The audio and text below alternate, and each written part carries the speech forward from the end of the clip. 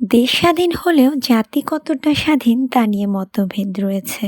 ভৌগোলিকভাবে বাংলাদেশ স্বাধীন হলেও অনেক ক্ষেত্রে অর্থনৈতিক বৈষম্য, মত প্রকাশের সীমাবদ্ধতা এবং সামাজিক ন্যায় বিচারের অভাব স্বাধীনতার পূর্ণ স্বাদ প্রাপ্তিতে বাধা হিসেবে বিবেচিত হয়।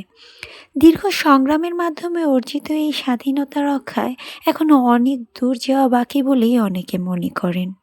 ১৯৭১ সালের রক্তক্ষয়ী যুদ্ধের মাধ্যমে বাঙালি জাতি একটি নিজস্ব ভূখণ্ড, ভাষা ও সংস্কৃতির স্বাধীনতা অর্জন করেছে।